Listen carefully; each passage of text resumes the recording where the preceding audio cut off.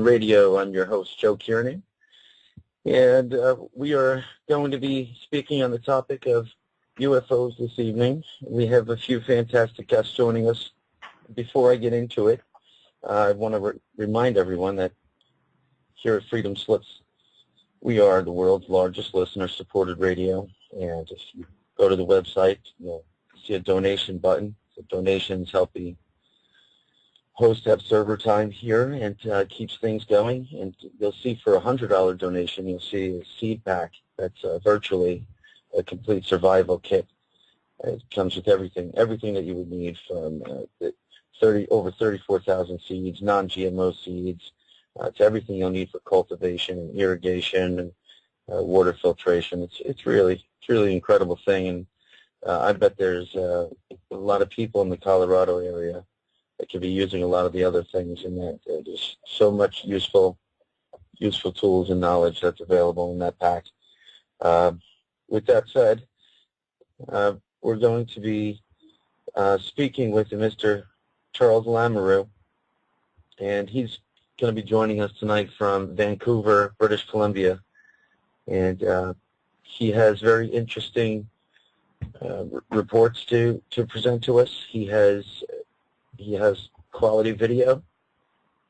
He has very good vantage points for seeing these particular lights, and there's a lot to be known of it, and he's been seeing it for a little while now, and we're hoping he could shine some little light on it, because there's a lot of other reports coming from the area, and there was a controversial piece also that came out of that region just several weeks ago. And we also have tonight joining us again, and I'm very pleased to announce he's here, Mr. Dave Stinnett from New Jersey UFO Congress and Convention. Dave, are you there? Yeah, I'm here, Jeff. How are you tonight, Dave? Good. How are you making out, Jeff? Doing good, doing well. How's the weather? Weather's getting chilly, but it's a beautiful day today here in Jersey. Glad to hear it. Dave, we're going to bring Mr. Charles Lamoureux in, and he has quite an amount of things to say, and he has it's so much that we could really talk about that I'm just going to bring him right in here. Charles, are you with us? Yeah, I'm here. Hi, Joe. How are you? Doing great. Glad to be on the show. Thank you so much for joining us. I really appreciate you taking the time out to speak with us. There's a lot of people out there that they're looking for someone like you that's able to see these things and pass this information on. As you know, I see your YouTube channel is a very busy place, and your videos are fantastic. All right, thank you. I appreciate it. Oh, they're fantastic. First, before we start off, if anyone wants to see Mr. Lamoureux's videos, Charles, can you tell them the address page to go to if they want to look at these videos? Yeah, there's two ways you can get there. Of course, on YouTube, my username is Charles T. Lamb. That's Charles T as in Steve and Thomas, and Lamb, L-A-M. That's my username. But if you just put my Charles Lamoureux, Lamoureux, that's all over the web. As well as I have a website that's not launched yet. There's just a splash page, tell you a little bit more about that, what I was about to start. And that's called howtoufo.com. And all my links are there, so they can find me there as well. Excellent. And if anyone wants to take a look at them, just to have an idea of what we're going to be discussing tonight, because he does have quality videos, and he does have excellent vantage points, and he has a good argument. And I welcome anyone to take a look at them, and we're going to be taking calls tonight. The area code for direct calls in here is area code 843-491-6077. And hopefully there's someone else in your area, Charles, that could help you out, or you could be helping them out with this here. Oh, I'd love that. That would be great. All right, Charles. Where do we even begin? Can you sum up for us how this all began for you and when this started happening? Well, that's a real good question, because it does go back several years, and I'll tell you why. But when I first started observing the UFOs, it was probably just over a year and a half now, almost 2 years. I have a hobby that I love so much, astronomy. I have a telescope. I have an 8-inch telescope. It's all computerized. I've been doing this for over 20 years, and about a couple of years ago, I was getting into astrophotography, and I was taking a shot of the moon. I had my camera set up. I had my Canon 7D all ready to go. And first, I got to tell you right up front, I was a real skeptic of UFOs. Are you still there, Joe? Yes. Okay, sorry. No, please. Oh, so there. So I thought it was, a total skeptic. So I, just do my regular thing, taking a photo of the moon, and I saw this diamond-shaped object going right across the moon. It was beautifully shaped, diamond-shaped, and no way it was a plane or bird or anything. And I'm just looking at this, and the funny thing is it took about 5 or 6 seconds to cross the moon, and I had a beautiful photo ready to take a nice picture of the moon, the craters and everything. I didn't even take a photo of this object. So I was quite amazed by that. Again, I had no idea what it was, but it kind of put some thoughts in my mind of possibly a UFO, which I was a skeptic.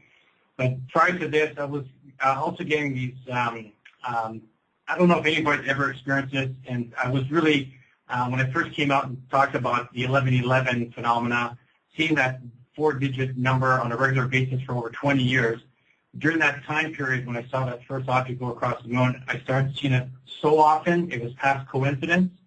So I was looking at both the phenomena of the 1111 and UFOs. So looking into the research, YouTube, of course, YouTube is a great site for looking at different phenomena. And of course, I found a site, I think it was Alison Cruz's YouTube channel, and I saw wonderful unidentified flying objects at night in night vision. Well, that really stirred a lot more interest for me. So what I did, I got involved and I bought myself a night vision device. So I live here in a 21st story in downtown Vancouver called Yaletown. And, of course, my first episode was taking out my night vision device for the first time.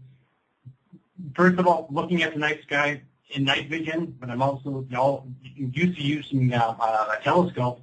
Well, of course, you see things that you would not normally see, like the whole sky opened up. Of course, you can see the stars with all the light pollution. You can see birds at night flying by. You can see a whole bunch of things. Well, it took me a while to decipher between the both of them, what is the norm and what is the abnormal. And this happened probably about 2 or 3 months in my research, checking the skies out, seeing if I'm going to happen to see something like Alison Cruz. It happened I believe, in October last year, in the fall, or I think it was August. I posted on YouTube in October. I can't remember exactly the details. But it was this orb, and you'll see it on my YouTube channel. It's called Amazing Energy Orb. Mm-hmm. It came right close to my balcony, about 50 to about 100 feet away, and I was focusing in on it. So that gave me the idea that, because I know my UCOM binocular quite well, the night vision device I have, that if I have to focus in on an object, I need it's within about 100 feet from me. And so this thing flew by.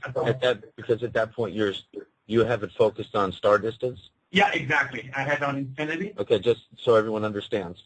Yeah, so I'm just jumping right here. No, it's fine. So when this thing came up blurry to you, you knew it was much closer. Yeah, I knew it was much closer, and that's why I knew I had to focus in on it. So it was coming towards me, towards my balcony. You can see the video. It's coming towards me, and it's about 30 stories high, because I'm at 21 stories, so it's about another few stories up. And it was coming right above the other condo above me, which is about 30 stories. And I'm following this thing, and I knew this wasn't a bird. It wasn't anything abnormal. It wasn't a piece of garbage bag flying up in the, up in the air. And when I finally got into the focus, it looked like, when I call it a plasma orb, it looked like, it was very odd. It's hard to explain. And I felt, when this was so amazing to me, when I came right across and I focused in on it, I even asked, I was asking a question, I was going, who are you, or what are you? Because I felt the presence. I literally felt the presence when it came over. I'm still getting, I'm getting really excited about this. No, that's fine. I understand, because if I gather this correct, this was the first night you were testing the night vision? Well, I have been for a couple of months, but I hadn't really seen anything. I saw, birds, oh, that's right, I understand. And stars and satellites, of course, satellites, when I first saw them, I thought, wow, that's a UFO, of course. Charles, did you, when you saw this plasma energy orb, yeah, did you take your eye off the lens and look at it with the naked eye? Yes, I did. I did that. Yeah, I do that with almost every Everything I look at, I always look with the naked eye. And were you shocked at how close it was? Yeah, I was so shocked, and I thought for sure I would see with the naked eye, and I didn't. Because I'm sure you've heard it. I've heard it from people, and it's how it goes. It's so difficult to convince someone on the distance in a video and how far away a light is in the sky. And I know it's hard to portray that to someone that doesn't see it. But so when you saw it with the naked eye, you were certain that this thing was that close. Oh, I was very certain. And I was almost certain to the size of it as well, only because I checked the height of it, like I said, where the condo right next to me. I know how far the condo right beside me is, and it was just above that. And because it was coming from westerly direction, coming through the other condos, it was just above those as well. It was about the size of a big beach ball. It wasn't any larger than that. Otherwise, it would be a lot bigger in the viewfinder or on the little 2-inch LCD ahead, or as you see it on YouTube. So this is where I came to that determination. I did all that calculations, and I also did a lot more research after that because I reported this to MUFON, and they contacted me not long afterwards, and they had a lot of videographers try to debunk this, try to figure out what it was. I had to send a whole bunch of different videos of my surrounding area in the daytime. I sent it all off to them. It took them about 6 months to get back to me and go, Charles, we have no idea what this is. So it falls under that 9%, whatever 10% of unidentified flying objects. So which means, I don't know if that's a consolation to me or anything. I was looking for maybe someone saw this before, because this is really new at this. I had no idea. But I can tell you there's two things for sure that I know. It was completely invisible to the naked eye. I felt the presence like you wouldn't believe.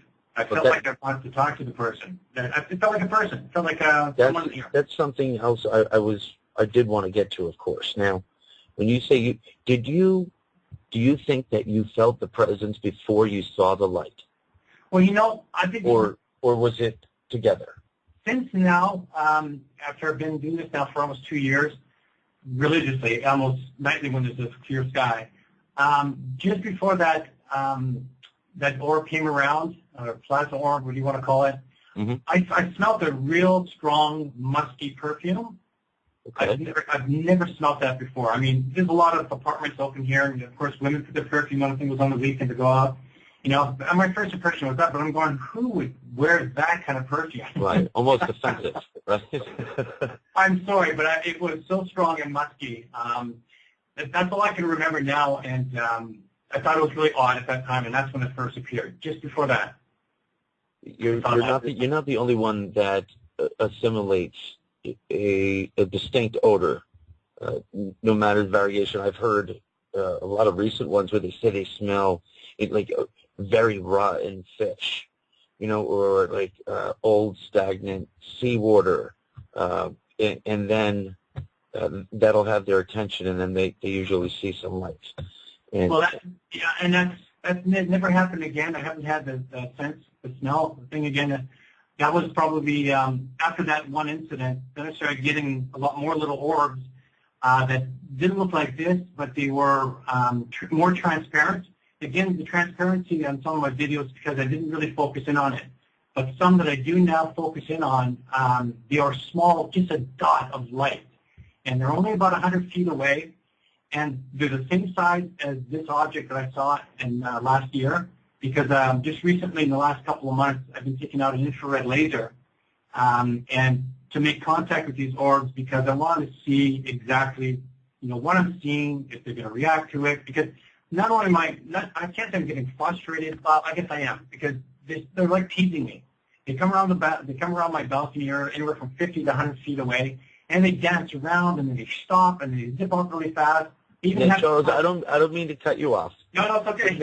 Now here where I live, there has been over the last 12 months a lot of debate using these lasers where youngsters are shining them at random aircraft. So there's a lot of debate whether we can use them. However, a lot of people, an overwhelming amount of people ask me what happens when I shine lasers at them. I have never. I was hoping, Dave, are you still with us here? Yeah. I was hoping to bring Dave in on this because, Dave, as you just heard, Charles was stating that it becomes routine to him, and he's trying to find out more, and he's trying to push on, and he's determined, and I admire that. With the topic of the lasers coming into the research, before I even ask an opinion on it, do you hear much of this? And if so, what are people's results otherwise besides Charles on this? You do hear it. I have done it. I do know the red lasers do seem to piss them off. Probably not something I'd recommend. Charles, what color laser were you using? Was it green? I initially, and I did this one mistake. I did a green laser the first time, and I was in the city. I'll never do it again because I was just desperate. But then I got an infrared one that you can't see with the naked eye, and it's for pinpointing the objects and just getting a shape of it and the direction, and for me, the distance. So, Dave, you have done this yourself?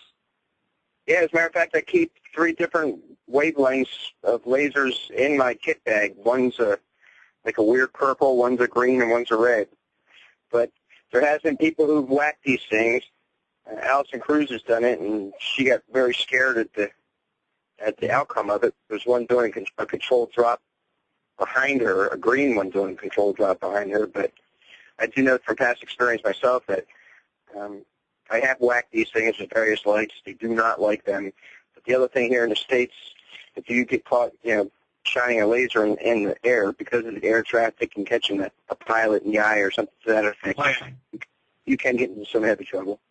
Yeah, and I don't use the green lasers anymore, or I only use it once. I have an infrared one, so you cannot see it. Oh, wow. I guess the only person that would see it would be, the Air Force, or, with night vision goggles. And around downtown Vancouver, I highly doubt it. The only thing would be a night flying helicopter. They would probably use infrared goggles to land, like at the hospital or whatnot. But it's very rare that you'd ever see that. So, I use that. I do not use the green laser. I will not do that because of that danger. Well, Charles, can you tell us when you did focus on it with the laser? I got major the first time that you hit on it with the laser, what was the reaction you received? It stopped. It was traveling. It was moving. Was it moving quick? Because it was such a small dot, and I was following it. I was kind of chasing it, but it stopped because it saw the light. Because I'm sure it could see infrared like it could see regular light, and it stopped. And then I was able to hit it with the laser. But this is what's really interesting. Hit it with the laser, and of course you can see the size of it. It was like really big. It wasn't the small little dot of light that I have in my night vision device. You'll see it. It's called R.O.A.M. You'll see it on my channel. And then once I hit it once, though, and this is the real strangest thing and the most amazing thing, is that it stuck around the light. I was trying to hit it again, but it wouldn't let me. I think I hit it up to 2 times at the most. But it was dancing around it. It was mimicking my moves. It will try to miss it, that's for sure. Yeah, he tried to miss it, but then I stopped chasing it, but he wouldn't leave. And these things would fly off at hundreds and hundreds or 1,000 miles an hour. They zip off all the time, but he chose not to.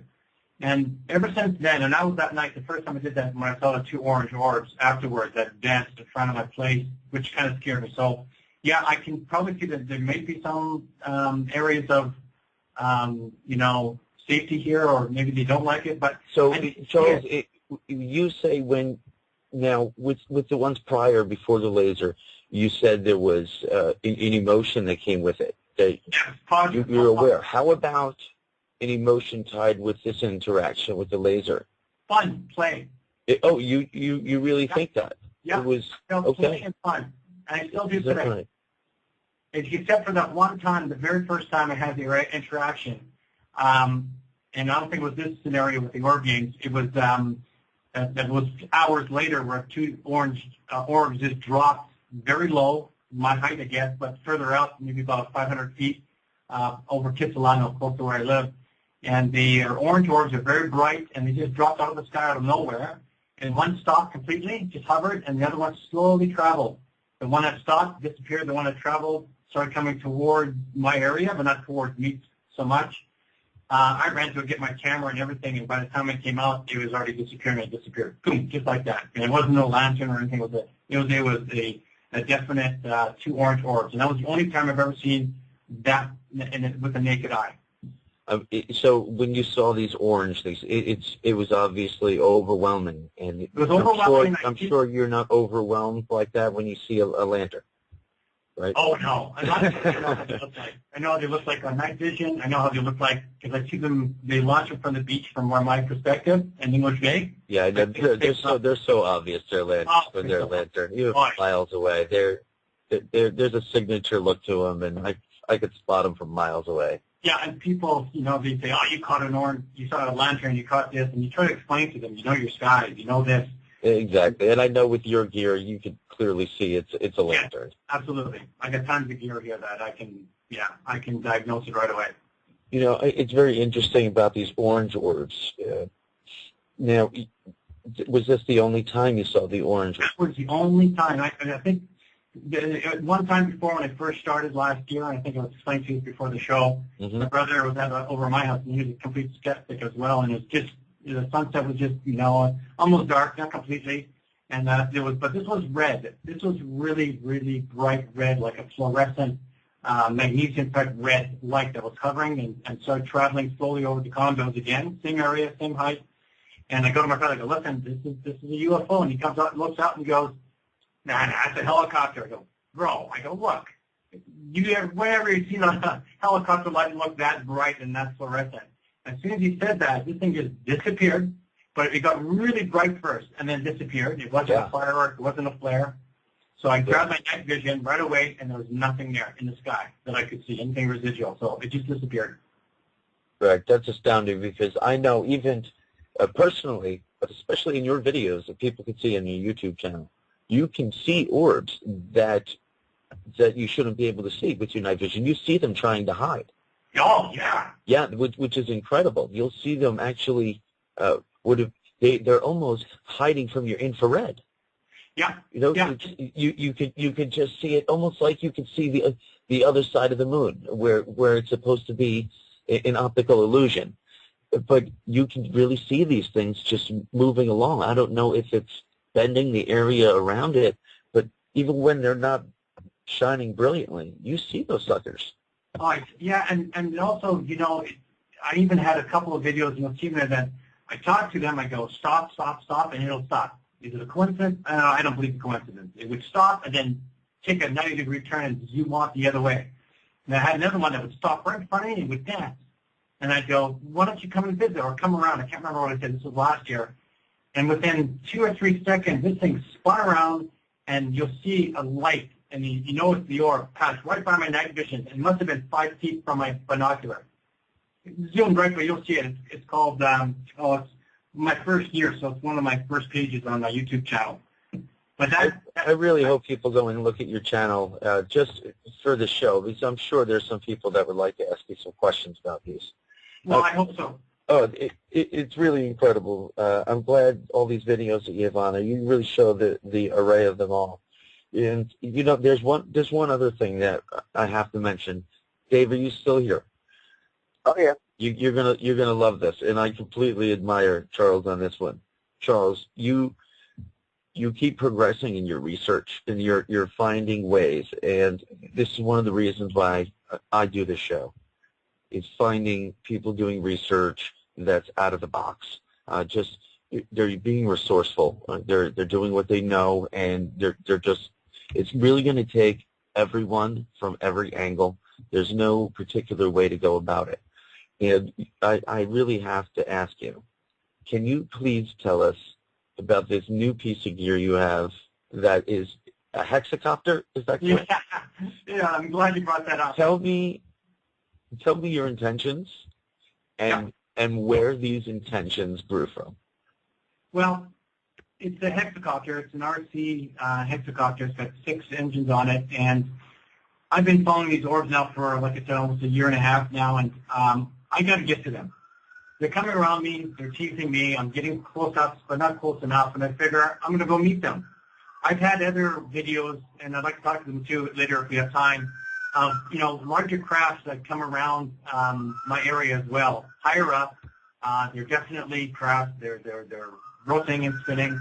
But these orbs, and again, I don't know what they are. They're not that high. They're like I said, I'm 21 stories up. My hexacopter can reach no problem and hover because it's got GPS. I have a park right next to me where these things like to zip around to about 500 feet, 300 to 500. I can't go to 500 because of the plane, so I can go a little lower than that, to about 300 feet, and that's fine. That's about close to where I'm at right now, over or above my my condos. And I know that these orbs intercept objects in the sky all the time. I've filmed them. I've seen them. If they're coming from these unknown objects that I'm filming, but I know that they intercept them. They come to them, they stop, they look at it, and then they zip off again. So I know the first 2 or 3 times that I put that hexacopter up there, I want to outfit it with night vision devices with FPV, so first-person view, so I can monitor it from a small monitor on the base station down by the park, and just hover it in GPS. And I also have other calibration, like, again, I know people don't believe in it, but or think it's bad to have lasers, but I might have a laser in there, but it's an infrared laser. For me, just so I can pinpoint where the hexacopter, as well as infrared lights. Again, when they come and approach this hexacopter, they're going to get really close, like I've seen them do many times, an object up there, and I can film them and take them. So this is my intention, and I know once I get this fully functional, I just bought all this equipment in the last year. I ran out of money. I bought the hexacopter, which I didn't expect it to be so much money because I had to buy this, buy that. So the night vision little micro cameras, the first-person view, all the transmitters and receivers, that's extra money, which I'm putting money away right now for next year. Wow. So this was my intention to do this website, the How to UFO website that I have, is to launch that onto that website to show this new research that I want to do. And I know it's going to bring in a lot of data for us, because I can actually outfit up to 3 pounds of equipment on this hexacopter that I purchased. I've already that's incredible. Yeah, I've got a GoPro on it right now. As you've seen some of my videos on my first flight test, some of them that didn't look too pretty. I was going to ask you what camera you used. I would have for sure thought you would have had to have been under 1 pound. No, but that's why I got the hexacopter, so I can lift 3 pounds. Wow, that's astounding. And what's the range? What's the range on that, Charles? I can do a mile. That's not bad. Yeah, and that's outside the city. So I want to stay within the city. I even talked to the park ranger. He has no problems. I told him my story. So everything's legal. I'm doing everything legal within the city as long as I stay within an altitude. So I have the right to use the park behind where I live. It's right behind me. So I know all these orbs, they whistle around my condo right around to that park. So I know that they're there as well. I don't want to take it out to a foreign park where there's no city lights or no city humans, people around. I'm not sure if I'm going to see an orb. They may be there. I'm sure they're there, but I know they're here. I know they're here downtown. Not every night, but I know they're here on most nights. Downtown? Right downtown. I don't know what it is. I've seen your videos, one particular of this hexacopter flying near the city. Yeah, I mean, that was incredible. First of all, it's nice, clear shot. Great camera on there. But that's really incredible. You had that thing way up there. Yeah, and that's where my orbs are. I call them my orbs because I feel like they're coming to see me all the time. But I told them looking at other condos. So you know what? I'm hoping some people are in DC are listening because or in Vancouver, because I'm sure someone has seen them, even probably with the naked eye. And I just saw one, and this is really exciting for me, Joe. Just a week ago, I said to myself, I'm going to take a break from all this because I've been doing a lot of sky watching. I'm watching TV, and I got floor-to-ceiling windows overlooking all downtown Vancouver and the ocean. And so I'm watching TV, and I'm overlooking the ocean. I'm overlooking downtown, and this bright light. I mean, I first thought it was a meteor zipping by, from up in the sky. But this thing did a zigzag, like an amazing zigzag, like my orbs would do. And then I knew right away, that split second, that this was not a meteor. I knew this was my orb, and I ran up and did a zigzag, and then it did a big loop right around the corner and boom, disappeared. But it was so bright, I have to explain how bright it was. It's like magnesium at a fireworks display, the magnesium, Oh, yeah. bright they are. But it didn't reflect any light. That was the oddest thing. It was so bright, and it was as low as the condos, and like just above it. And so I know it wasn't in the atmosphere. It wasn't coming into. It wasn't a meteor. It was amazing, and I'm so excited. Just like my last year energy orb. Did it slowly get brighter, or was it just one? Really strong. It's like it was debating, or it was doing a show. I'm being probably just self-centered here. That it was doing a show for me to come outside again. Yeah. Because I do a lot of talking. I'm outside on my sky watching after 2-3 hours. I get bored, so I start, yapping like I'm talking to the orbs. So maybe it's talking to me. I don't know. You're not the only one, buddy. Well, I'm telling you, every time I do that, I get more results. I'm sorry, but I do. I get more results, and I really think there is some truth to that. I really do. I'm starting to see. I'm trying everything, and I'm writing it down, and I'm taking notes, and I try different things at different times, and I'm seeing, some type of how would I say that? I guess a path of them coming around when I do certain things. I think asking it questions or speaking or sharing your emotions does help a lot, but of course it's the right person too. I think someone that's not very open-minded, I really think some of them can't see some of these sometimes. It's an incredible thing. Now these ones that you're talking about, that the one that shines so bright, was that over the ocean? No, it probably was from I'm about a half a mile from the ocean, and there's a condo right across from me where the orb seems to come from, which is from the ocean, from the west.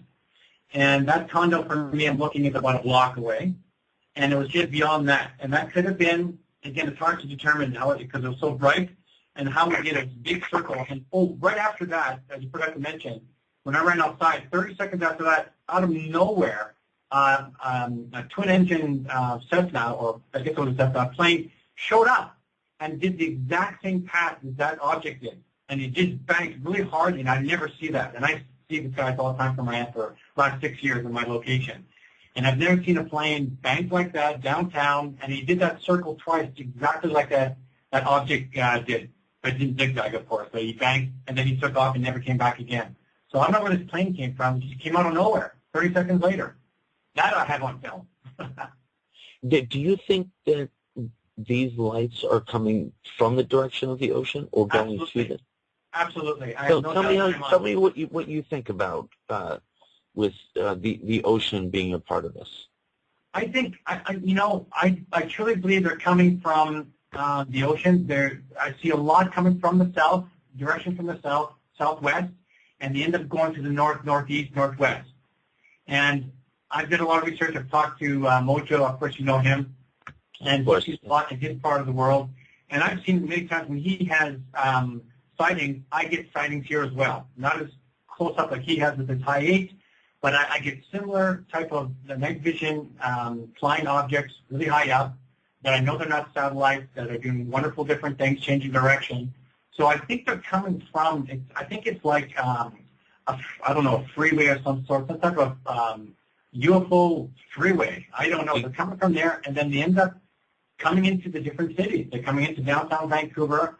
I can see 30 or 40 in an hour's time, and they all seem to go into the northeast, northwest part of Vancouver, further out past North Vancouver. And some people are saying, I've been talking to a lot of people on YouTube, that they're going to these lakes that are part of the Cypress grounds, which it's called Deep Lake and as well as Enchantment Lake.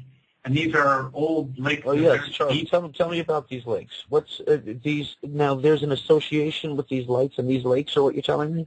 I'm pretty sure they are, because they seem to be going behind of Cypress. And the other thing behind Cypress is those lakes. It's a big, huge provincial park. Tell me what's interesting about these lakes. Well, they're deserted. They're very deep. They come with a history of, well, one's called Enchantment Lake. I'm trying to get some people to give me some history behind why it was called Enchantment Lake. So I'm still researching on that. There's been a lot of sightings in the area of Squamish, which is not far from there, but you got to take a 7-hour hike to get to Deep Lake, which is not far away. So there's some mystery around there, and I just always see these objects they end up going to that location, not saying that that's where they're going, but it's been probably in the last year that's where they're going. I got a lot of videos. You'll see it. Oh, there they are again. Separate like, and they're definite UFOs. They brighten up, they slow down, then they disappear. They're not satellites. Yes, some of them are filmed, maybe satellites. You know, you're not perfect. You do get some misidentifications because there are satellites up there. I mean, yeah, I mean, we could look at the satellite maps, but there's other satellites up there that aren't on there. You know, even just here in the States, U.S. military, and I understand that. I'm sure you're familiar with the R.O.A.M satellites by now. Oh, I've filmed many of them. Yeah, you know, hey, they're fun to look at. I can tell you that. But, they get you fun. You know, there's the obvious ones that you can identify. And but then there's other ones. You know, for me, where you mentioned Mojo, I'm very jealous of his high 8. That is a fantastic camera he has. I don't mind mentioning him. If you guys look at who took my Mojo on YouTube, his gear is fantastic, and he's probably one of the best people to have such gear because he apparently has excellent opportunities to film incredible things. That high 8 is, I'm very jealous of it, but you know, I have a very good camera myself. Not as good, it's a good camera. But it still doesn't show the ones that I feel when they're traveling along, they're kind of going side to side a little bit, like swimming along. You know, they're really not on a dead straight line. They're going back and forth a little bit, and they turn. But I really have a hard time showing that. Yeah. But some of them turn, and they turn hard. Yeah, same with me with my last video. You know, Vancouver Best UFO. Oh, fantastic video, by the way. Fantastic. I think I would have loved to have that high 8. I mean, I have a Canon XA10. It's got night vision and everything, but it's not good for that kind of viewing, and you just can't pick up distant objects.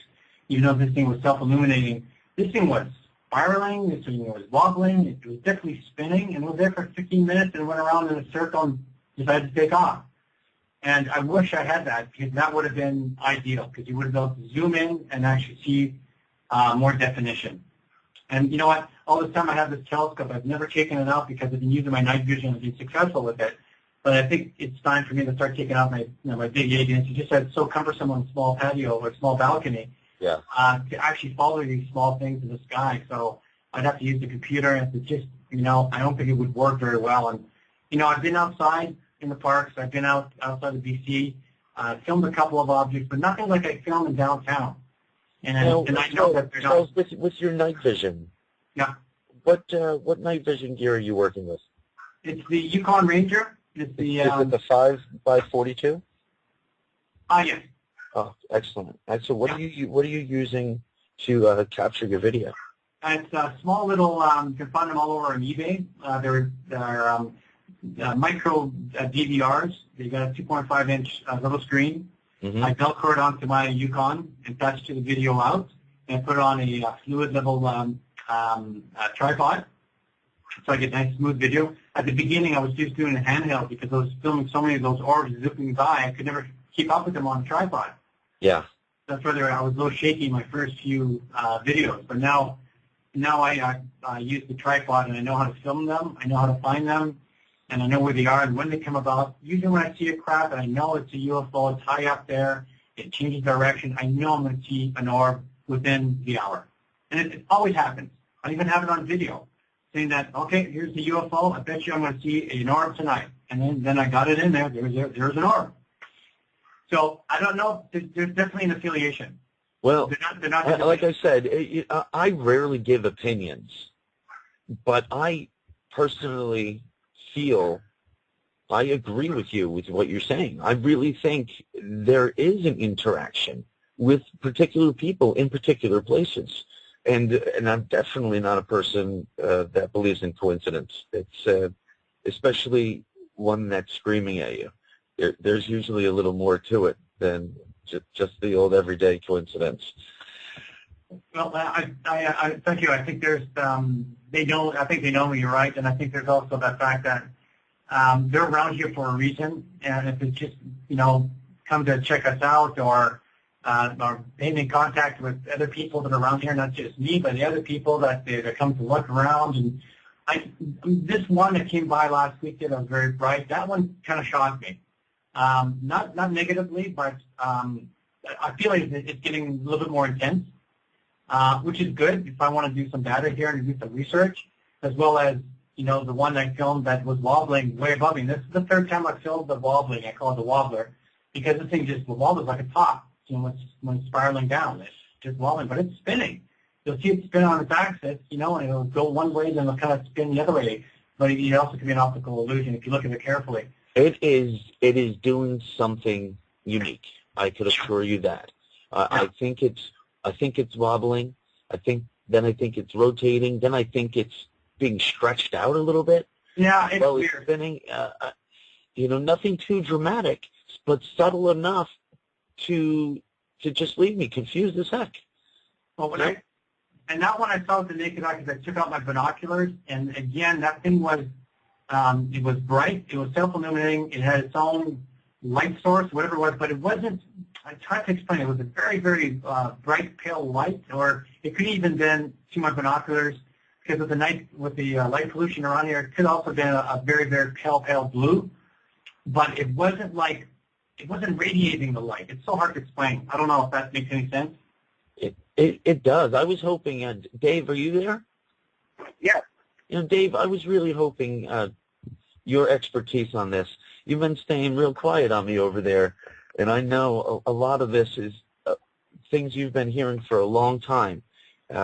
You've been doing this for a number of years, and have heard many, many things. Do you have anything to ask Charles in relation to these? Is this something that he's missing part of the pattern, where he's seeing all of these things and he's looking because he feels there's something he's missing, but it's right there in front of him? No, I mean it's a pretty standard description of what everybody's seeing. I mean, why is it so popular to hear of these orbs near water, especially oceans? Yeah, I mean, they always seem to be around some sort of water source. It's funny because one of the MUFON guys, Carl Fine, had written a book a number of years back, and it's called UFOs and Water.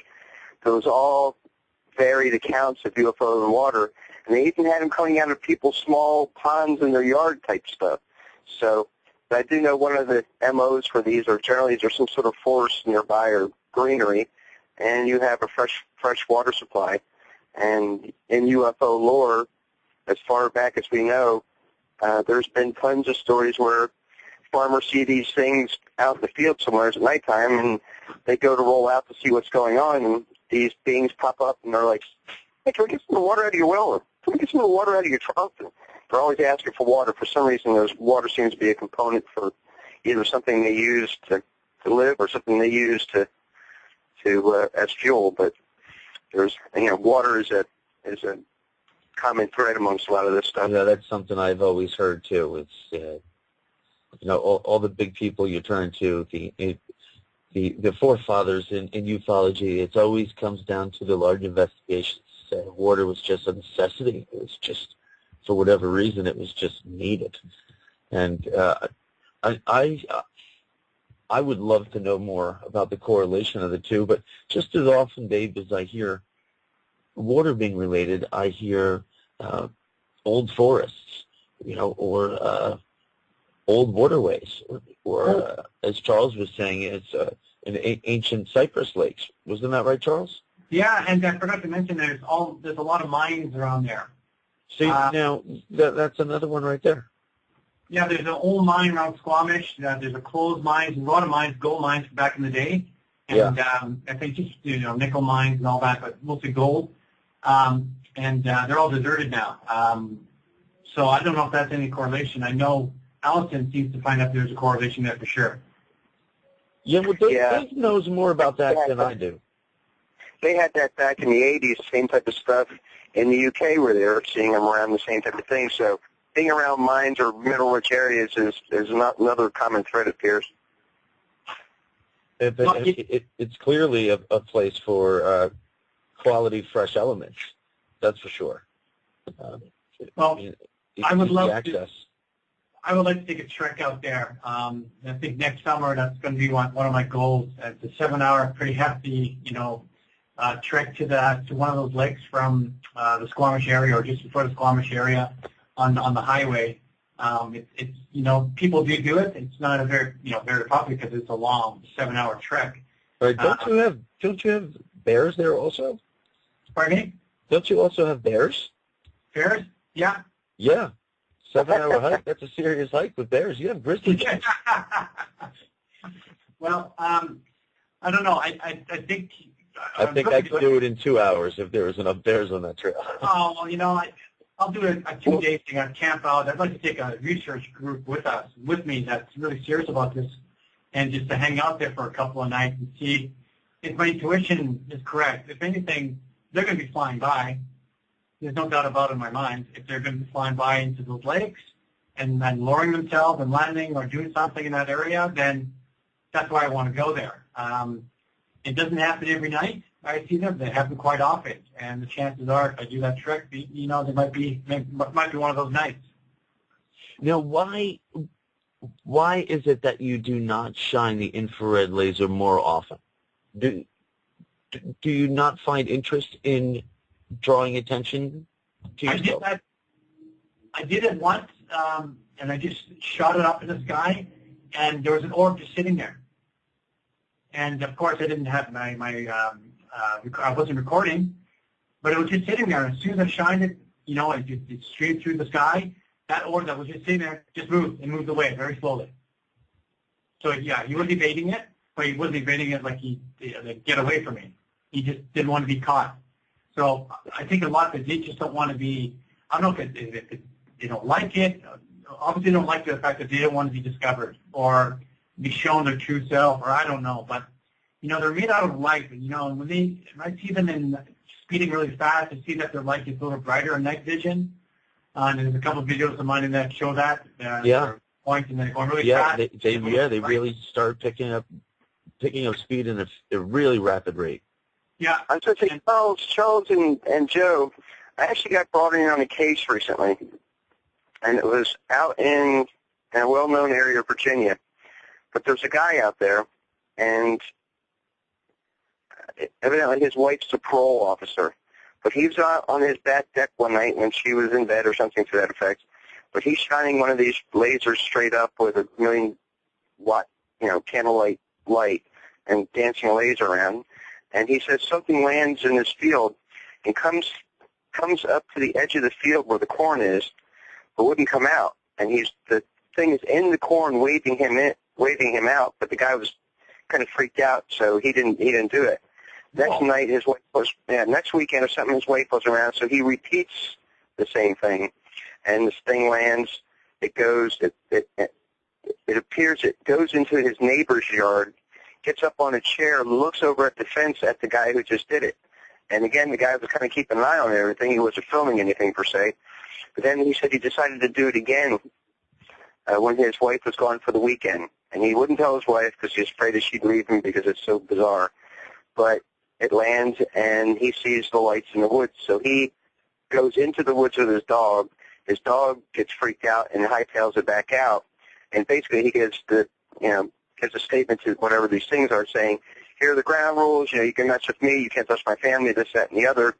But you have to come out so I can see you. And he's got the light and the laser and whatnot, but they won't come out from behind the trees.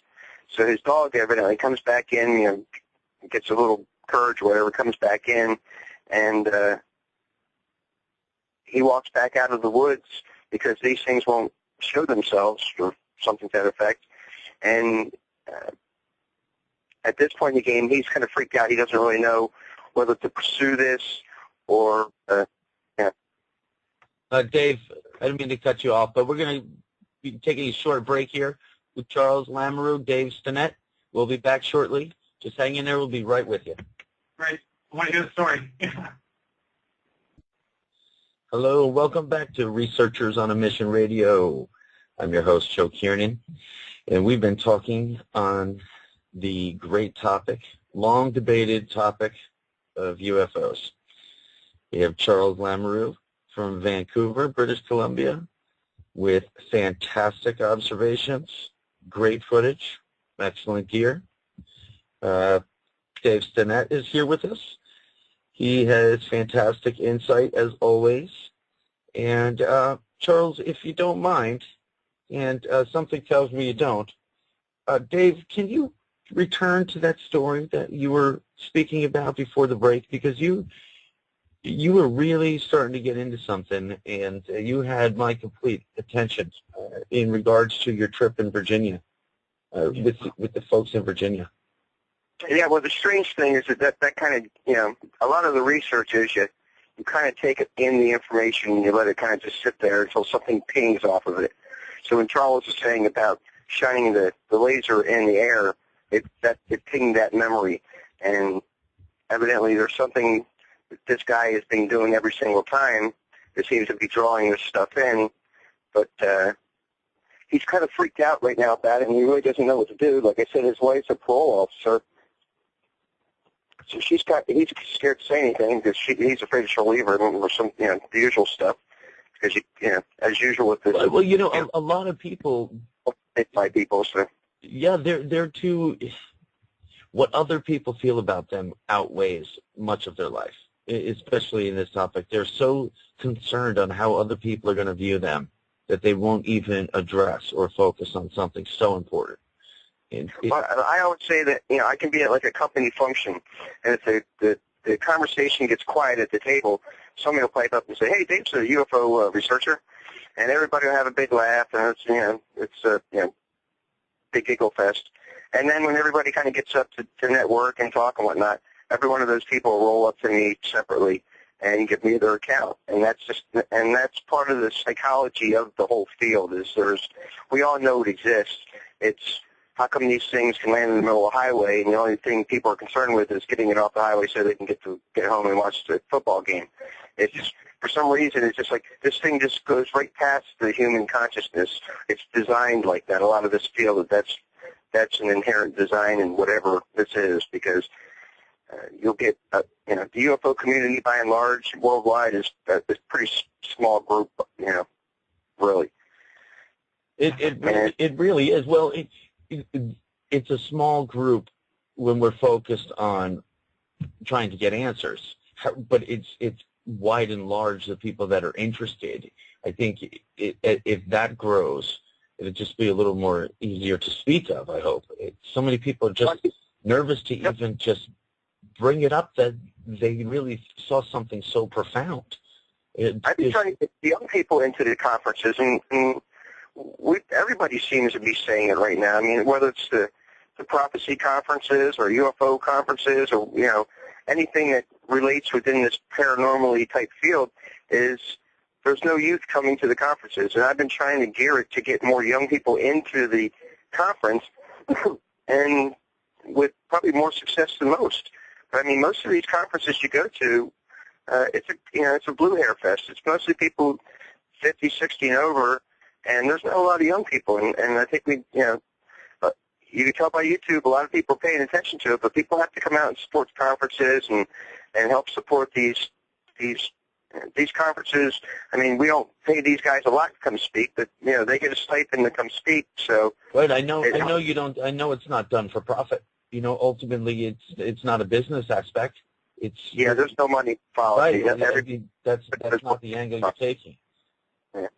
So it's trying to keep the research on the circuit so people can, this stuff is out there in the public domain, so people can stop in and an earful, because an earful at a day's worth of UFO conference, if it doesn't fire your imagination and get you to start answering questions, then you're probably pretty brain dead. Yeah. I agree. A lot of it's jaw-dropping. I mean, my last conference was Jim Penniston, John Burroughs, and Thomas Reed, and I mean, these guys were dropping all kinds of crazy stuff, and people were like, holy crap, and I was like, that's exactly what I want people to do.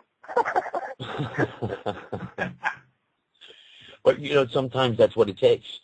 It's really what it takes. But But I find that if you don't poke people in the eyes and provoke them to get into it, they'll think it's an argument. I'll be thinking it's a conversation because you're finally getting people to speak their piece. But, I mean, and Norio Hayakawa does it all the time, and I love it. Him and I always crack up because Norio does just that. He'll poke fingers in the eyes and just let people roll. And unfortunately, most of the stuff that people say, older guys like me have been in it for a very long time. We see all the landmines of everybody stepping in, and you kind of use it as a data point where people's heads are in this type of thing. And people have to get grounded and be more clinical about it because the people we're presenting the evidence to are the PhDs and are the clinical guys, and you don't have the luxury of losing your objectivity. You have to go at it in such a way where your data is going to be accepted in the halls of academia. But what data? It's so hard to select on what we're going to be focusing the research on. And we know a lot of the true findings that's widely accepted are university done. And universities rarely are doing anything that's in any correlation to the UFO topic.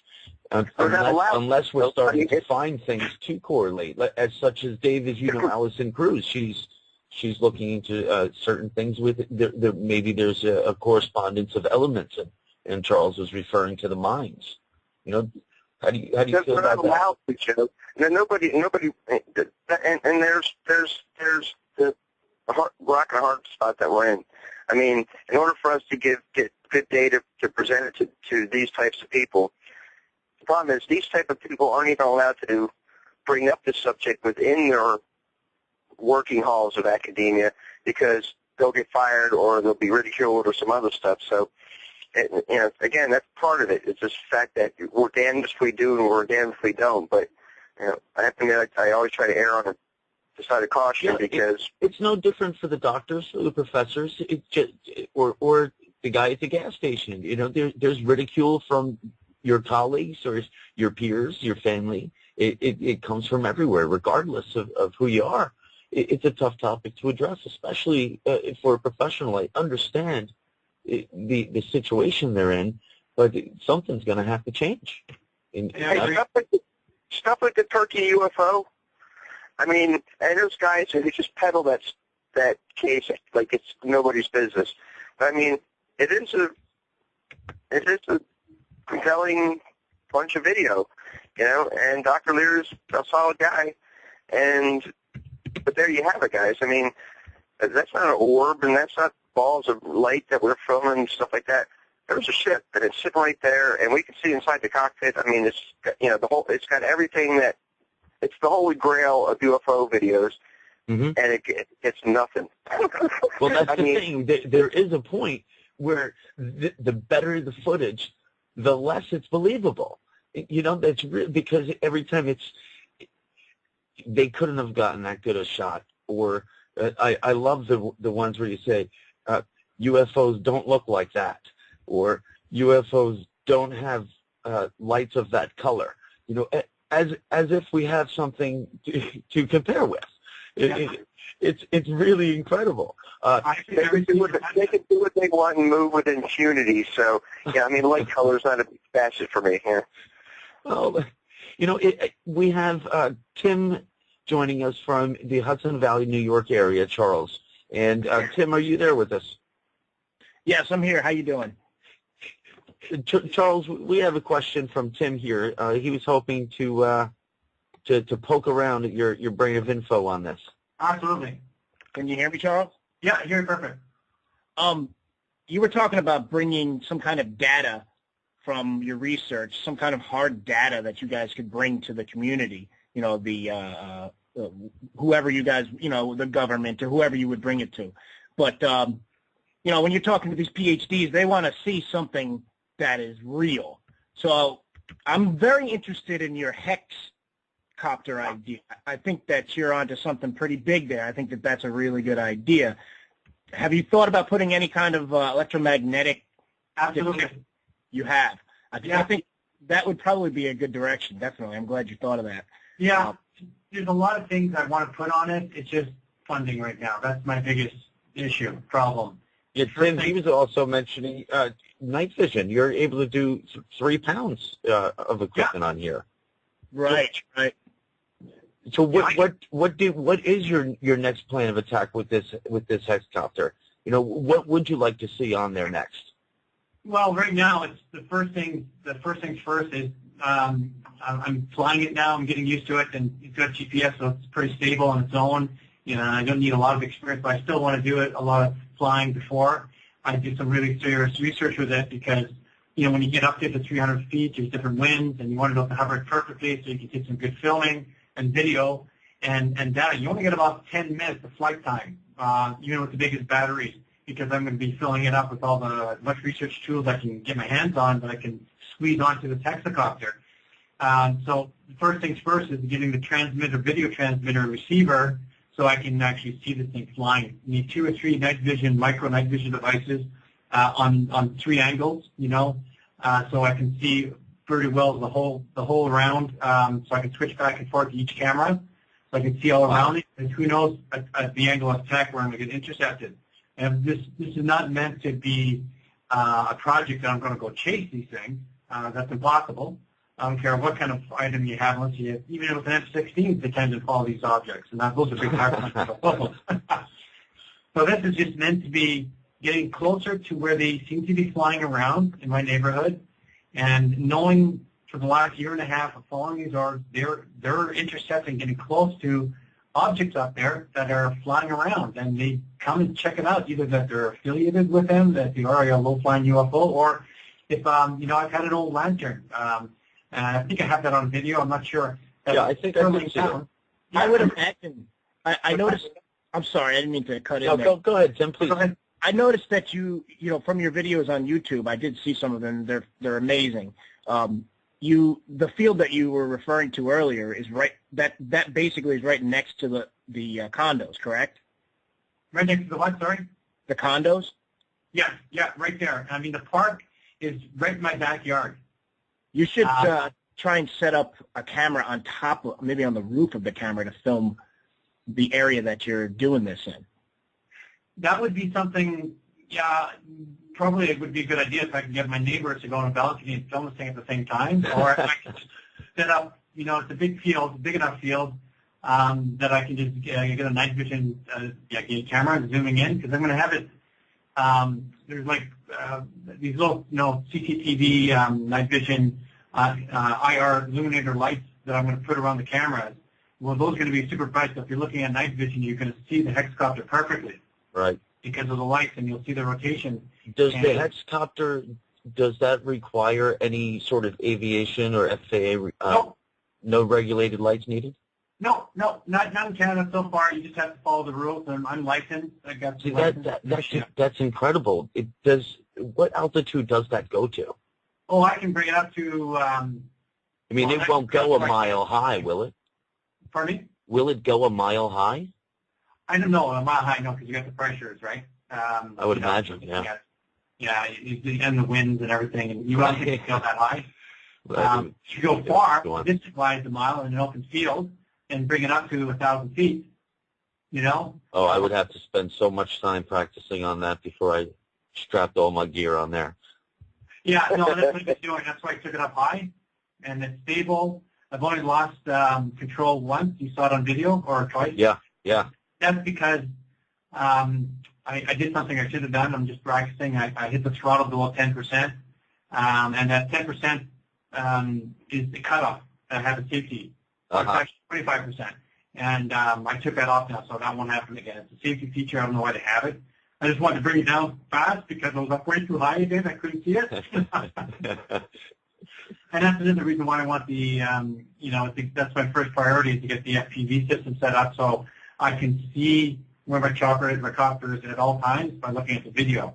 And I'm going to connect it for the daytime to the GoPro, because it's nice HD and it's got a great wide angle.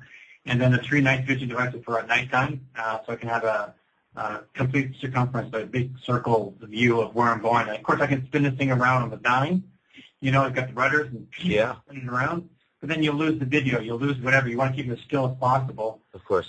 So when that orb does intercept in IR, I'll have a good clear picture of it. It's really incredible. I really do think it was a brilliant idea with the hexcopter and the cameras. I think it's worth a shot. You know. Oh, absolutely. Especially in your case, when you know how close they are. You know, there's a lot of people who don't see them often, or they've seen them once or twice, and they'll argue with you that they were close and they were nearby. Yeah. However, it's rare someone has an opportunity to try to focus in on it a little bit. And I understand what you mean, that it could be all relatively in the same area, but it's just so hard to focus in on. It's a big difference. You could be just looking in the wrong direction of the sky and completely miss it, I'm sure. I believe they're there around you. I've seen your videos. I know what you're talking about. Yeah, and then, you know, there's only been once in a stretch of 9-10 days, and it's just been recently, in the last 2 or 3 weeks, where there was absolutely nothing in the sky. Even Mojo was sent an email out saying that he hadn't seen the sky so quiet. And it was quiet here, too. Not one orb, not one UFO, a couple of satellites, that was it. And then all of a sudden, like gangbusters, the first night I went out when it started getting active again is that welding item. And that's been busy ever since. Now it's cloudy again. So do you ever see anything a lot of researchers say some love patterns, some do everything they can to not look at patterns, because in well-represented cases, patterns really don't seem to be relevant. However, in something I'm looking into very avidly here is I see a strong pattern, and it is strongly relative to weather, in the sense that when I have a cold front coming, all of my cameras will be rolling for the 2 days prior. Do you see anything weather-related? Obviously clear skies, but are there any nights where you say all the patterns are lining up and this appears to be a good night to be out there? Are you talking to me, Joe? Yeah, absolutely, Charles. No, you know, I haven't really paid that much attention to that. The only thing I can correlate for sure with the orb sightings is having seen a high-flying UFO that's not a satellite, the light in the sky that changes direction. Yeah. Then I know that I'll see an orb if I stay out long enough. Sometimes it's 5 minutes, sometimes it's a couple hours. But I know that there'll be one that will show up. And the same thing goes with if I see an orb. I know if I keep on looking in the sky, I'm going to see a craft. I'm going to see a high-flying object that's going to slow down, that's bright, and I'll maybe shine the laser at it, and it'll glow right back. I had a couple of those recently as well. Charles, do you think that some of these you see are crafts, or do they all seem to be this energy, this light? It could be the orbs. It could be the orbs coming from above that are much brighter. They could be a different size. Because I've seen these orbs in different sizes, but they haven't been bigger than a large beach ball. I haven't seen it bigger or smaller than a softball. Obviously, you wouldn't be able to see it was smaller than a softball. But I've seen them as small as a softball. The one that came around my balcony, and when I asked it to come around, it zoomed right by my monocular. That thing wasn't bigger than a softball. Yeah. So but now when they're this beach ball size, yeah. What's the strongest color presence that you have? Is it white or blue? I've only seen them with the night vision. They've all been invisible until recently. So when you're catching them on that night vision, you can't even see them with your eyes? I cannot see anything, but that doesn't mean that they're not there with the naked eye because of the light pollution. Oh, of course. Yeah. If I was in a black sky, no lights around me, and I spotted one with the night vision, I don't know. Maybe it was observable as well with the naked eye. But the only one I can for sure validate is that one energy orb that came, the plasma orb, whatever you call it, that came around my balcony very close by, 50 feet plus, that was totally invisible because I was looking right at that area where it was going and looking at it through the night vision, Imagine looking up at the sky, there's nothing there. So that was, and it was bright, and you saw it in the video. It was bright. I didn't do anything. That was the original, the black and white one. Yeah, even when we're in really dark areas, when we were out in Pittsburgh a couple of weeks ago with Ken Hurt and Allison, Allison was actually spotting for us because, and it was dark, but we couldn't see him with the naked eye, and she'd spot it and get us onto it, and then boom, we'd pick it up in the night vision. And that's not uncommon to not be able to see it with your eyes. I know what you mean in the city and whatnot, but it seems that these things don't operate in the same light frequency as the eyes do. Dave, are you concurring with Charles that these lights, you're picking them up with night vision and not with the naked eye, but we're not talking about satellites, right? No, these are definitely not satellites. No, they're too close. Yeah. I'm just saying because I'm sure, as you know, that's what everyone immediately wants to suggest. Because there's a consistent color to a lot of them. But now, if there's a low cloud deck, they're way below the cloud deck. We're talking, three, four telephone pole lengths up in the air. We're not talking quick distance. Yeah. Perfect helicopter height. Charles, you agree with that? That seems to be the proper elevation as well? Not too far. Absolutely. Now, Dave, in the cases let's Allison Cruz, for instance. I love her work. Charles, you're definitely familiar with her work. She was one of the first people I had come across, and there's probably 1,000 more that say the same. She's consistent. Her work is excellent. She's the mother of us all. She's doing fantastic work, and she really does have these orbs doing crazy things. I mean, Dave has been there himself. Dave, tell us more about these orbs there at Allison's house. Tell us about those orbs. I stumbled on Allison because I was chasing two monster orbs that I saw in the daytime, and they were orange, but they were freaking huge in Washington Crossings. And I stumbled on her just as her area was starting to heat up.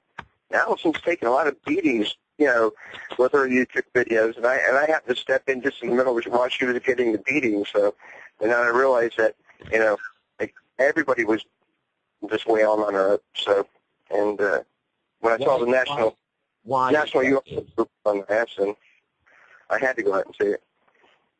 But why would someone doubt her videos? You saw the videos.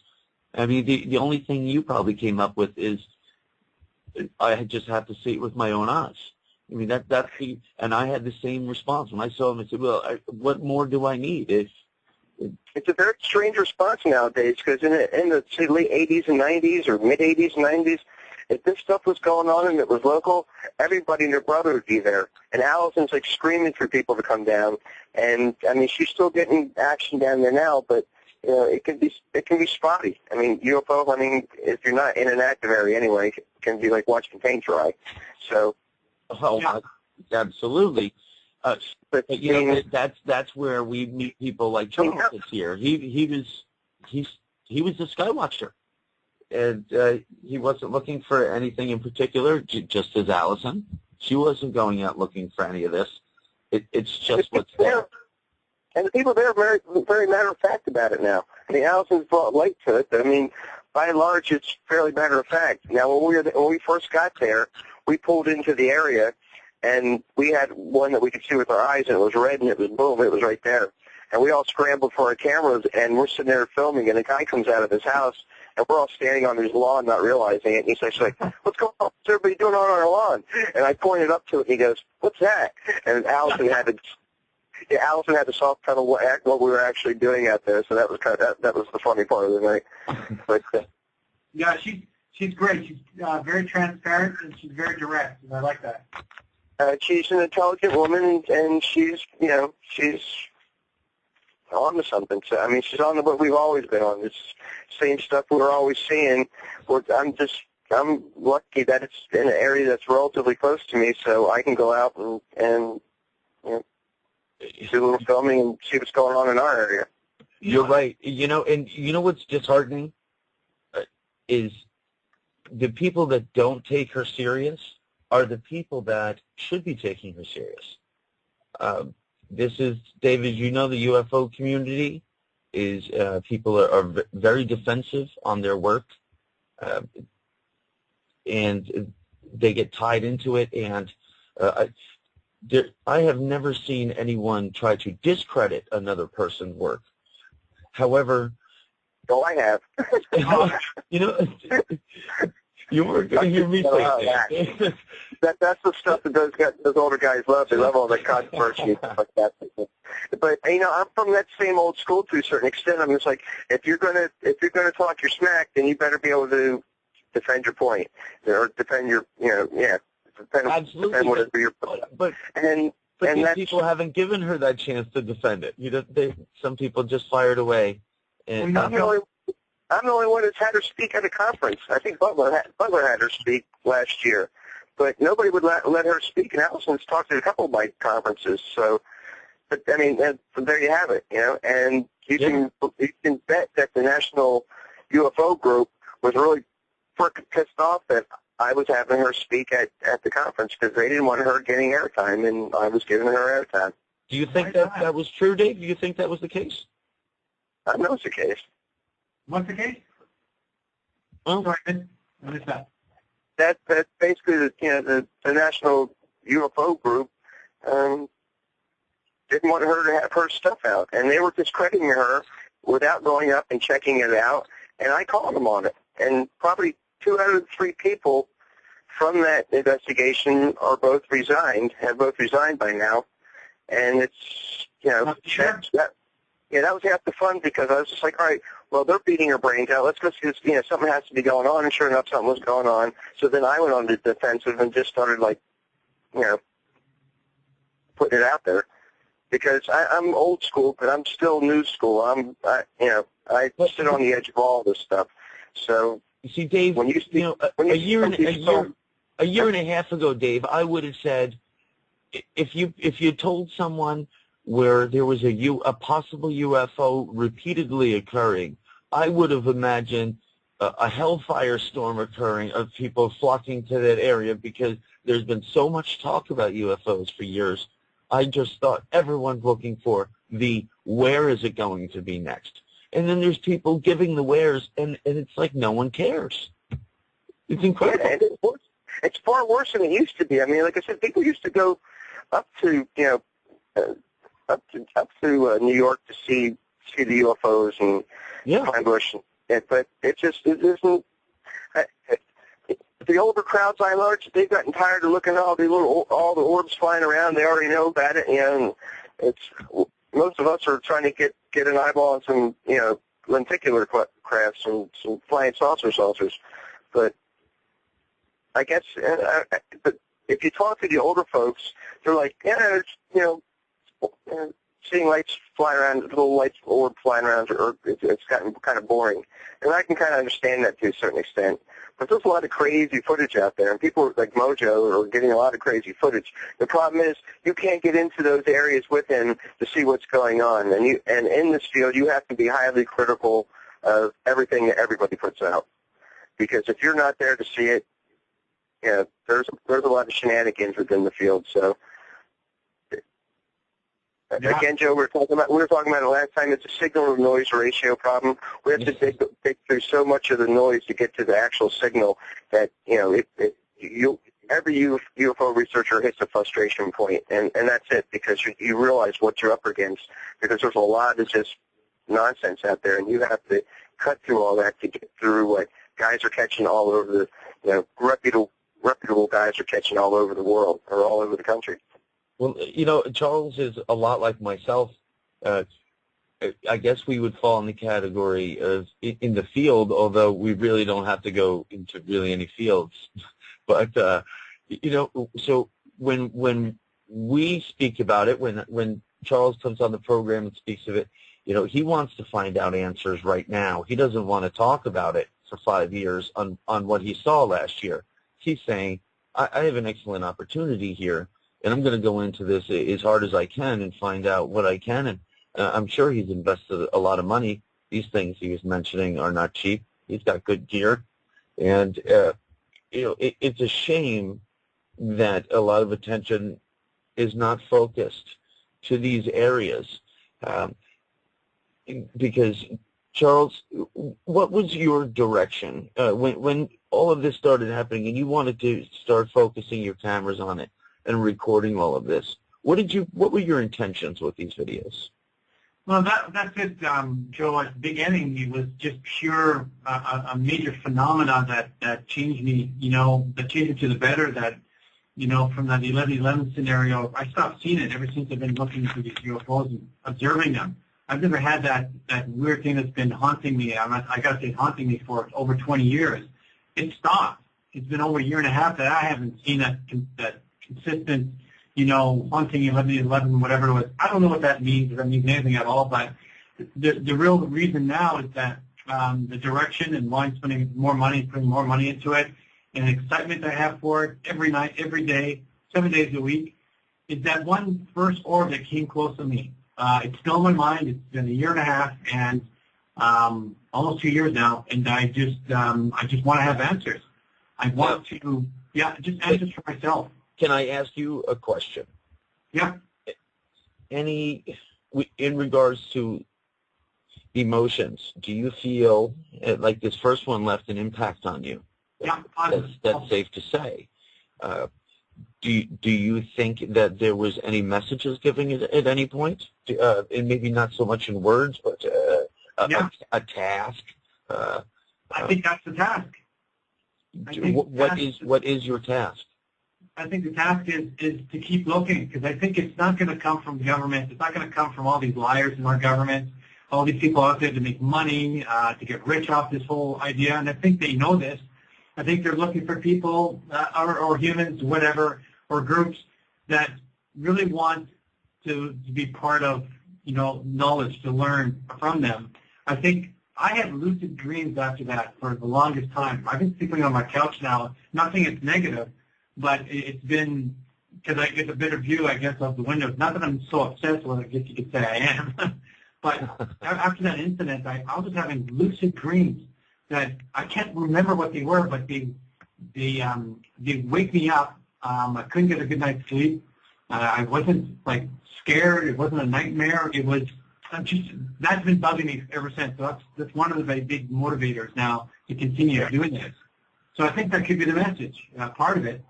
And I think maybe I'm getting close, because I feel it now that I'm getting close to something, just a gut feeling, especially after seeing that fabulous white light just zipping by my apartment.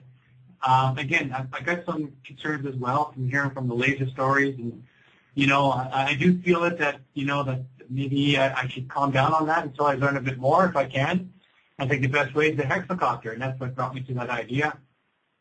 And I think I saw his arm quite a ways away, 1,000 feet away, 500 feet away, whatever, and I could still get quite close and get some good data that way. So that's my next step, and I think I'm going to continue doing it until I get some type of an answer.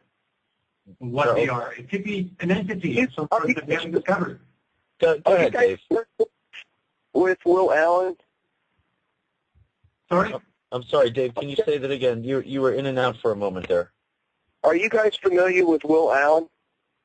No. Will Allen's on Facebook. Will Allen's a friend of mine. But I think it's UFO DC is his thing. But Will is Air Force One under Reagan. He's flight mechanic. He's a photographer for National Geographic, for Lincoln Center. But Will does this stuff around D.C., and he catches a lot of the same stuff that you're talking about. So you may want to look up some of this stuff, because Will's been doing it a long time. He's a world-class photographer, and he's a guy like me. He's a field researcher, and you got to go check out his stuff. That's all I have to say. It's UFO DC, but Will's a good guy, and it's Will Allen is his name. And Will has taken pictures very close to, like, the White House, hasn't he? Exactly. So if you guys are both in cities, you may find that you're running similar things within the cities or something. Yeah.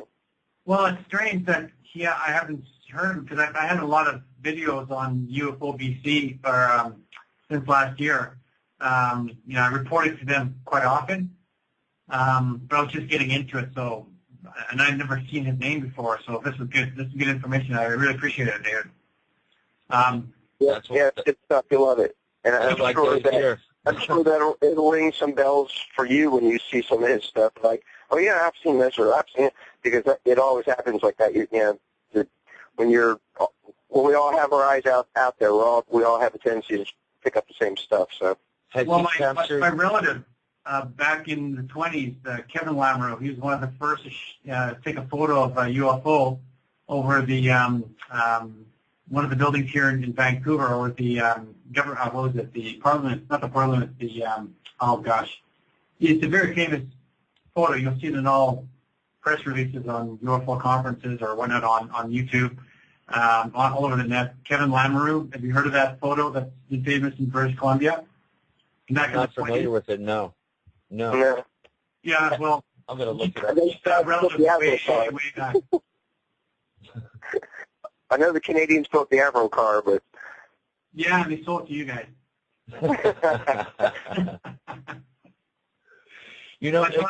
Good info, thank you. Charles, have you tried using the infrared cameras during the daytime?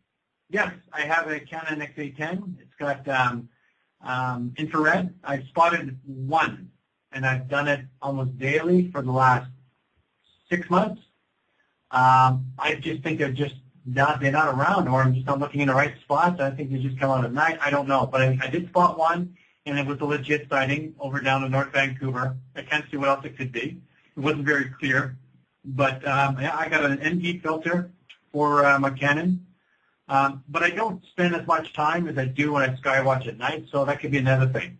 I have only 15, 20 minutes at a time that I can look in the daytime while I'm working at lunchtime, and I take it out of my balcony and I try some daylight shooting, so that could be another reason that I'm not spotting him. A lot of guys like Ted Phillips still use the IR blasters, where they're covering a lot of area with a lot of IR blasters, and I think you may want to think on that down the road. Yeah.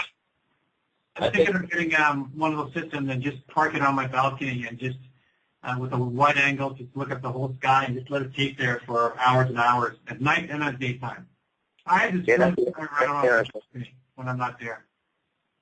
You know, Charles, I'm looking at the picture. I'm going to post this in the chat room. And Dave, I just sent it to you. I'm looking at the picture here. Is this it here? 1937 over City Hall in Vancouver? That's it. I'll tell you what, man, that's incredible. That actually resembles a very early painting that had a little guy in it.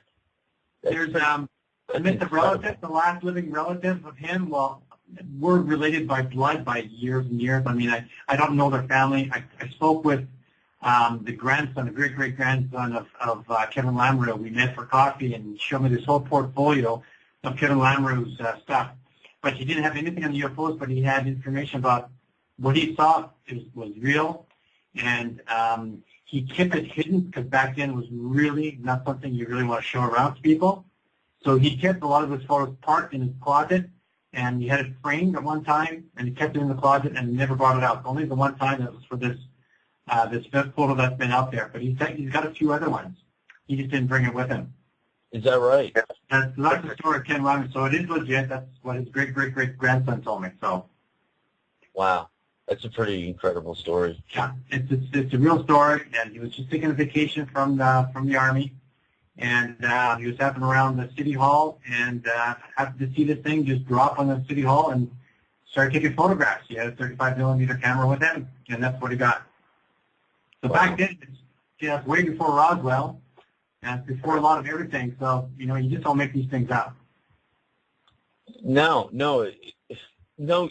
Then and even still today, that's the whole thing, Charles. This is something people still aren't making up. Like in your case, you're not making this up. Oh no, this is not.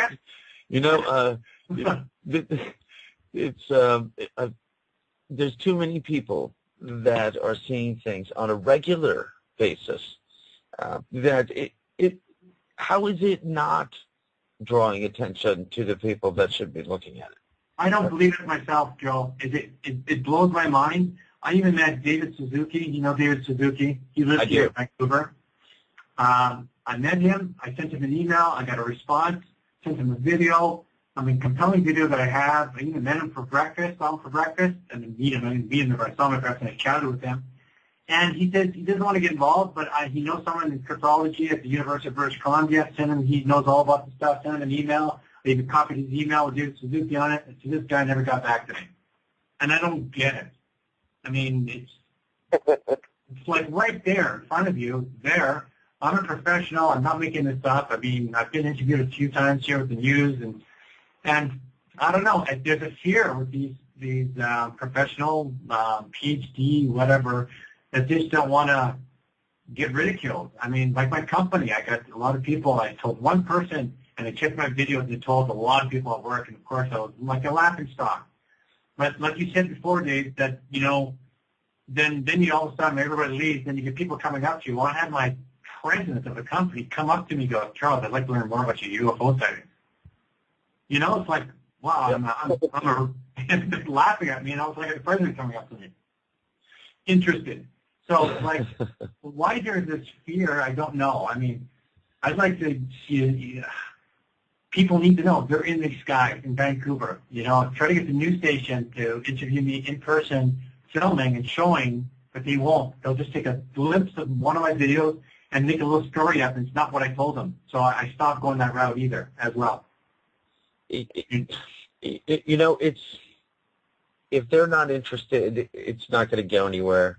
No. You know, because if you got to really push on them to get a story, they're going to do it so one-sided. It's just going to end up hurting you. That's what happened. It didn't really hurt me. It just made it look like, nah. Right. You know, it really has to be a story that they're going after, and they never turn out good anyway. Well, they did. They did for a couple of weeks here. There was a big trend in Canada doing filming and videos going cross-country. There's, you know. Oh, you know, Charles, I'm glad you brought it up. What do you know? What is the story behind this? There was an incredible UFO picture taken at a baseball game at Vancouver. That looks so fake. Go ahead, Dave. Dave? Were you talking there? No, I think there was a famous one where it was literally at a baseball game, but it was like back in the 50s or 60s or something like that. Oh, that's different. Yeah, okay. Yeah, no, there was just one a week or two ago, and I could have sworn I heard that it was actually it's huge. A hologram. Did you hear anything about this, Charles? No, I don't know if it was a hologram, but I looked at the picture myself. I tell you, if that was a real UFO that was flying, that baseball stadium is only about a half a mile from me. From my view, on the northwest, the northeast. Even if that was a hologram, projected by anyone, that's incredible. Either way, that's an amazing piece of footage.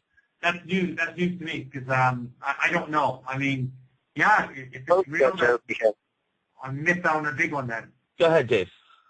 I was going to say, post it if you can. I'd like to see it. Of the one at the baseball game? Yeah, I'll send it to you, Dave, and I'll post that in the chat room too. You know, Dave, it was the big story that there was people tweeting pictures of this thing while the baseball game was going on, and I'm looking for it right now. But it didn't go anywhere else. If anyone in the chat room knows anything about it, please write about it, because I could have sworn, and I don't want to misquote.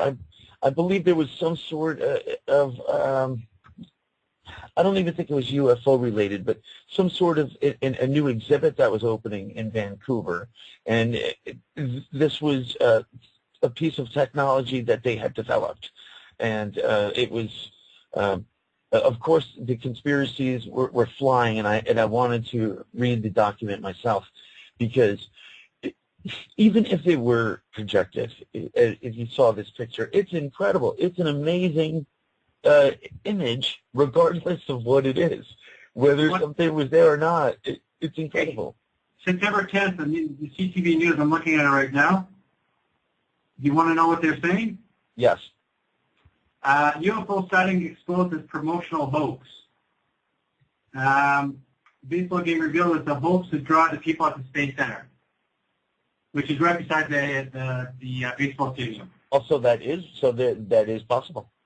Yeah, it's local international news, blog. It was a big thing. It caught the eye. You're right. The Space Center revealed its mastermind the close account to hype up its 500,000 digital upgrade to the planetarium.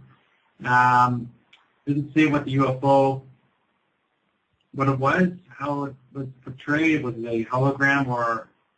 But it was definitely flying. It was up there. Yeah, it was flying.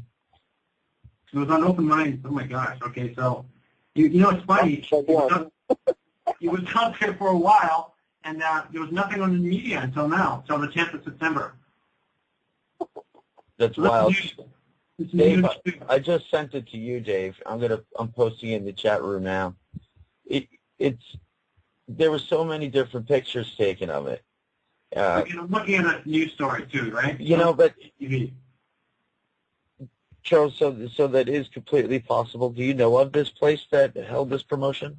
Yeah, absolutely. I know exactly everything, and it's all true. But is it true that it was promotional hoax? I don't know. Right. I don't definitely. I'm not interested in starting conspiracies. There's already way too much to talk about. but I'll tell you, whatever is going on there, that's pretty cool. If they're able to project such things, I'd like to know what are they promoting? What do they do there? I thought somebody said that was a balloon. I do remember this was coming up this week, but I mean, I kind of dismissed it right off the get-go. Somebody else said it looked like a jet from behind, but yeah, that one got dumped real quick from the Dave bin. So. That was an instant reject. I thought that was incredible. I mean, it was another one of those things that you say it's so damn real looking that it can't be true. It's one of those. But that's the other thing we keep an eye on in the UFO community is the fact that before too long, the powers that be are going to have the type of holograms that we're not going to know the difference about what's in the sky. So you have to pay attention to what's coming down the pike and who's got what. Yeah. Well, that's what it is. In regards to the holograms, if this gentleman or organization here is doing a promotion, that could project that image to make people freak out, take pictures, and turn to Twitter and such. To be honest with you, I saw it on, was it Good Morning America? I saw it on there that they were talking about it. So it's a shame that these, imitation videos are the ones that get run through, because then it all comes out as, it was just a joke or a promotion. And then right again, it's like a step down in people getting reassurances on these things. It doesn't help out at all. It's incredible he did it, but it's not helping anyone. It was a drone, they're saying. A drone. The drone? Yeah, the drones are the other problem right now, the new problem. So. Well, aren't drones not supposed to be a problem at all right now? Should depending on who you want to believe, I suppose. But I mean, there really shouldn't even be a problem with drones. I mean, we're not supposed to have them. Yeah, I'm sure they're all over the place. That's going to be the next thing in the media, big time. It's going to be a clash between the public drones, like flying the hexacopters, and the police. The RCMP here in Vancouver are going to be outfitting there, and they already are starting for certain scenarios. They're taking out these hexacopters. Yeah, I just last night I was watching news footage on the Boulder, Colorado area that's getting just devastated by rainfall, just obliterated. And they had cameras on these little drones going around filming all this. I mean, fantastic footage. It was like the overhead cam at a football game where it's running with the play. These things were incredible. However, I really don't even know where I stand with having them, because they're all over the place. They're everywhere. That's the new thing, is getting a camera where cameras are not already. They're everywhere, but we need that overhead shot for everything. And it's cheaper than a helicopter. Well, or mobile. It really is, but there's already there's too many people with these drones and what they're able to do and what the legalities. You know, it's tough between us and you, Charles. Just there's so many different laws. In regards to flying the drones, how with your helicopter, your hexacopter, Yeah. are there any laws to operating one within the city limits of Vancouver? Not yet.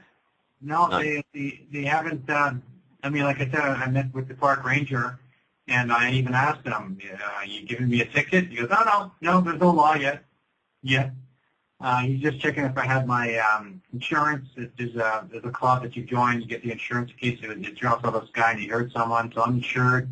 I did that legal aspect of the thing, but there's no law to fly these in the city limits. Only when you start getting into the like the FAA here in Canada, it's certain altitude that you cannot fly above, of course. Just like the planes cannot fly below a certain altitude when they're flying over the city, around the airports, unless they're close to the airport landing. So I think I think it's below. I can't fly above 500 feet in the city or 300 feet. I have to double check on that, but I haven't gone that high yet. All right. Well, Charles, we're approaching the end of the show really quick. I lost a few minutes of time here. Sorry. Hopefully it was not an abduction. Charles, before we go, can you just let everyone else know where we can find your YouTube page? And I know you have the other page that's being set up. I really want you to get that in so people could see these before the show's up. Right.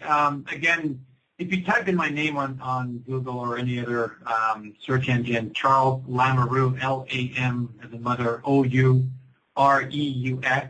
My name's everywhere there, but my username is Charles T as in Tom, Lam, L-A-M. L-A-M as in mother. Again, that's the username. So if you plug that into Google, to YouTube, you'll find my channel. But my website, which is going to launch probably next year, I'm also going to post all of that, Charles, on our R.O.A.M's R.O.A.M Radio's Facebook page. But real quick before the show ends, we have Paul Kershaw is calling in, wants to try to get a question in or before the show's up. Paul, you with us? Yes, sir. I sure am. Hey, I was going to say, I'm being blessed, especially if I can hear one of my favorite shows of all time. Yes, hey, I just want to say that Vancouver thing was for the Science Museum and the UFO over the baseball field was for the Science Museum and somewhere in Vancouver or something like that. Also, the drone deal is really bad here in Indiana. The pilots are saying how bad they are, saying it's real bad. They're getting in their way, going to cause accidents and everything else. I'm going to get back off here and enjoy the rest of the show. That's the only reason I was wanting to call in and tell you about how that was a hoax and how it was advertisement for that Science Museum thing there. Hey, peace and love, man. I really enjoyed the show. Paul, thanks for calling in. Thank you. Paul Kershaw is a fantastic gentleman, and we had him on the show. We had just a taste of him. We're going to be bringing him back hopefully soon enough because he's got incredible stuff to say. But Charles, I was getting really good feedback here, man, while your show was going on, and I appreciate you joining us. Dave, can you let everyone know where we can find you? Yeah, my YouTube channel is UFO Junkie David. And if you want to check out my conference, if you're in the New Jersey area, next conference, we should have Linda Howe, Grant Cameron, Jose Escamilla, and somebody to be named. But you can get information on that on www.njufoc.com. And we really want to thank everyone for listening tonight. And please find your way to freedomslips.com and find the donate button. And if you can, just drop $1 or $2 in. Again, Charles, Mr. Charles Lamoureux, thank you so much for joining us. It was great. Thanks, Joe. No problem. Hopefully you'll come back and join us again. Absolutely. Dave, would you be so kind to join us again one day as well? Absolutely. Charles, it was good talking with you tonight. Absolutely. Dave, that'd be great. Dave, do you have a fall conference coming up? Yeah, I do. As a matter of fact, it's November 9th, and it's in Hamilton, New Jersey. It's in central New Jersey, right outside